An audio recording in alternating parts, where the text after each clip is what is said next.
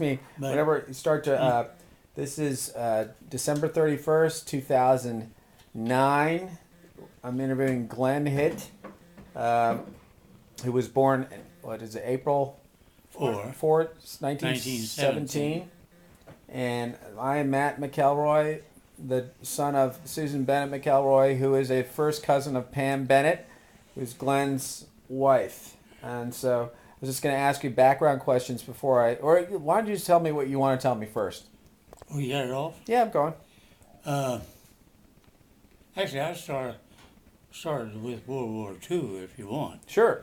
I can't tell you too much about the agency. Sure. Is you recording No, this? I'm asking you just about World War II. Just your veteran experience as a veteran. I took all my, you got it on? Yeah, I got it on. Took all my basic training in El Paso, Texas. Okay. From there, we went to Camp Kilmer in Jersey, and from there we boarded a ship convoy of 52 ships of different kinds. We were on a cruise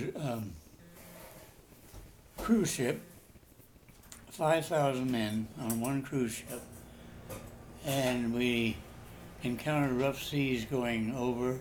It took us 2 weeks to get to England. By that time we were starving, basically.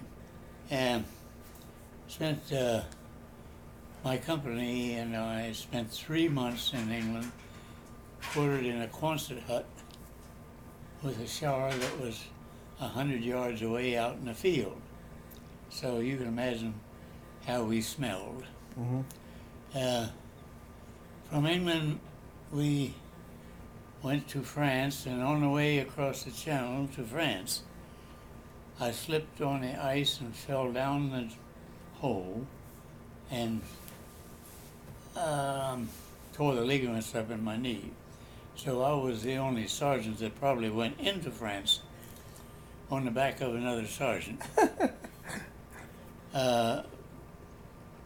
Now, how long did it take you to recover? Do you know what the actual injury was? Was it a sprain or a tear? Oh no, it was tore my ligaments up in my right knee, and went into a temporary unit first in a tent hospital.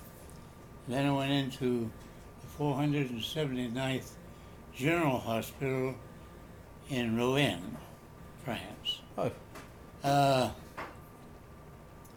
I spent there about 10 days, and my commanding officer came in and asked if I could go in.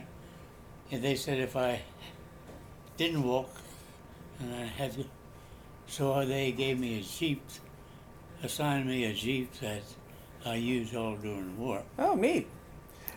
Now, Glenn, just stop right there. So you're talking about what time? This is 44? 44. Fall of 44 then, after Normandy? Yeah. Okay. While I was in England, I'll have to back up a little bit. While I was in England, I had two other brothers in the same European theater. One brother was banged up on D-Day. And was in a hospital, but I didn't know it. What was his name? George. Okay.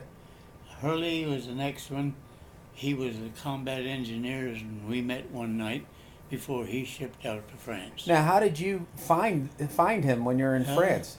I had some kind of correspondence from the States. Okay. And he was there. I didn't know the other one was there or in the hospital, so I didn't get to see him.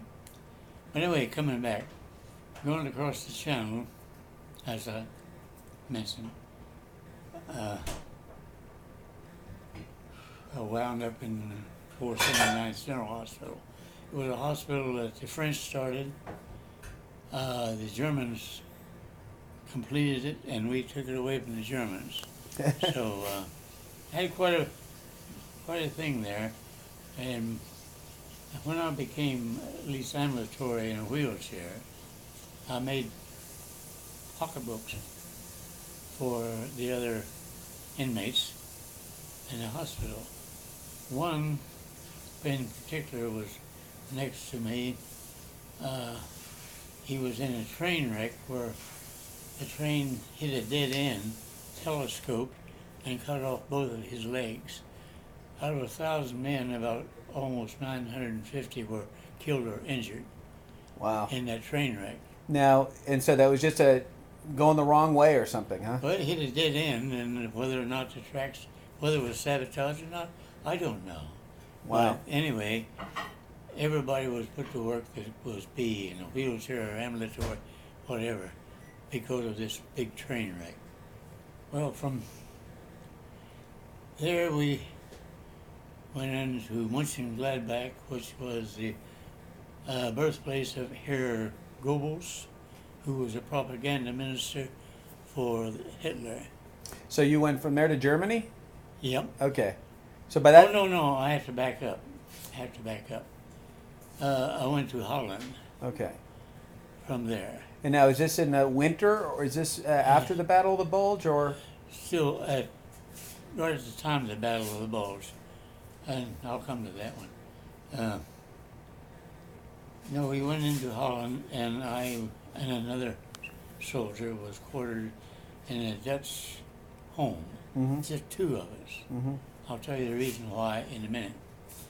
But the Dutch importer and his wife, he was a retired importer from the Dutch East Indies, and he was also secretary of the Catholic Church in the small town of Meersen in Holland.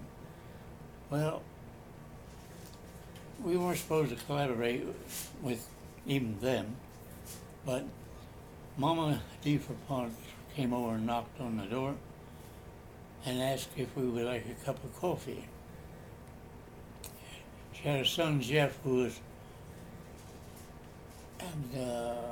good command of English, and we thought about it a while, and I said, all right, sure.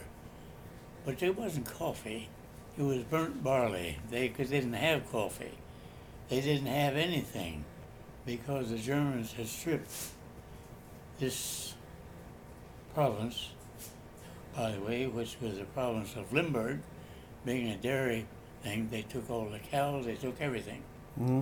That wasn't buried. Mm-hmm. So the next day, the rest of the company was quartered in a school down in the village. So the next day I went down and I got soap, coffee, Pond's hand cream, etc. for the lady. And both of them were very, very grateful because he took me up to the store, what seemed to be the store, and there's nothing on the shelves. So they were living on potatoes, actually living on potatoes. Am I going too fast? No. And so we stayed there. The other man and I were separated because we were guides for the convoys going on into Germany. Mm-hmm. And he and I went in the Jeep ahead of the convoys and made sure the signs were not turned around Okay. in Germany. And we went into Mönchengladbach, which, as I said, the birthplace of Goebbels. And our prime concern there was to clean out the factories. We went into a factory with the beans still burning, and they had dug big trenches. It was a factory that made cannon, and they had a big trench outside. It was a town, Mönchengladbach was a town of 100,000, and it was a ghost town. Nobody was there. And we went into another factory that made machine guns, but Hitler had an idea. He made machine guns here in this part of the factory and something for the civilian population over here. And I was lucky enough to get a bolt of ersatz cloth, which would probably do a small village with clothing. And I had it sent back to our Verponts in Meersen. Well, that was one step. And